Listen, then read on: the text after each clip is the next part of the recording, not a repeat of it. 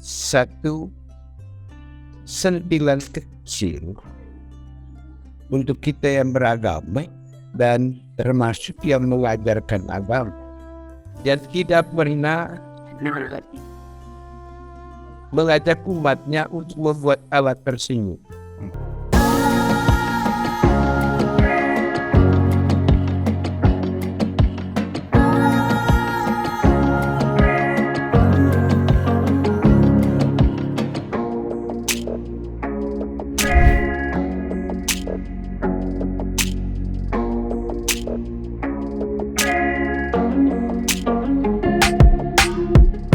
Buatlah alat tersebut. Satu sentilan kecil untuk kita yang beragama dan termasuk yang mengajarkan agama, dan tidak pernah mengajak umatnya untuk membuat alat tersebut. Mungkin secara tidak langsung, tapi secara langsung tidak. Coba setiap kita berusaha untuk membuat alat tersebut. Bagaimana kita membuat alat tersebut? Satu, meninggalkan kesombongan kita, meninggalkan keahlian kita. Yang kedua, merendah, melakukan sesuatu yang kontradiktif dengan keahlian kita. Seorang dokter seperti Erling melakukan sesuatu yang sangat sebenarnya menurut ukuran keahlian dia, ukuran profesi dia, jabatan dia, sesuatu yang hina. Dan dokter Erling ketika disuruh itu, dia tidak berpikir bahwa dia seorang intelektual dengan jabatan dalam profesinya. Dia melakukan menyerah. Tapi ada satu yang mungkin dia tidak sadar waktu itu. Dia menyerah dengan tulus.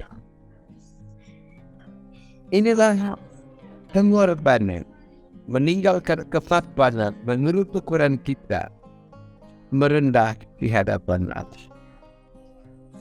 Apa yang dilakukan oleh dokter ini? Dia menempatkan dirinya sebagai orang bodoh di Mekon. Ya, Mekon itu waktu itu tidak ada apa-apa. Hanya ada pohon, ada kebun sayur sedikit, itu begitu. Tetapi bagaimana dia membuat Tuhan tersenyum dengan melakukan sesuatu yang menurut ukuran intelektual sangat bodoh. Inilah bukti banyak statement dalam Alkitab orang Kristen bahwa kebenaran itu hanya diberikan kepada orang yang bodoh.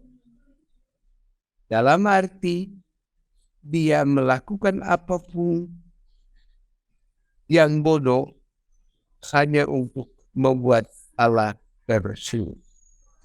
Jadi pengalaman Dr. Erling ini pengalaman mujizat. Karena waktu itu saya sendiri juga was-was melihat kondisi dia. Apakah orang ini bisa hidup?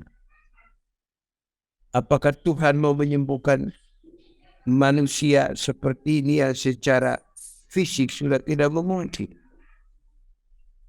Tetapi karena dia setia melakukan hal sederhana yang bodoh, disitulah Allah tersenyum. Jadi kalau agama terlalu berlebihan mengajak umatnya untuk berdoa, pertanyaannya, apakah doa itu membuat Allah tersenyum? Kalau Dr. Erling dia tidak berdoa, tapi dia menggantungkan kesombongannya sebagai seorang dokter. Dia menggantungkan kesombongan sebagai orang yang berprestasi dalam profesi. Lalu dia merunduk tertati-tati menjumpai Allah melalui sampah. Bagi orang lain, sampah itu menjijik. Tapi bagi Michael, bagi Dr. Erlin, dia bisa menjumpai Allah di dalam sampah. Ketika dia dengan tulus mencari Allah dalam sampah, maka dia tidak menemukan Allah, tapi Allah menemukan dia di sana. Lalu melihat dia seperti itu, Allah tersenyum dan menitipkan satu mukjizat kesembuhan pada dirinya hingga menjadi satu kekuatan untuk hidup 9 tahun sampai sekarang. Terima kasih anak. Kita menunjukkan bahwa mencari Allah bukan di tempat mewah.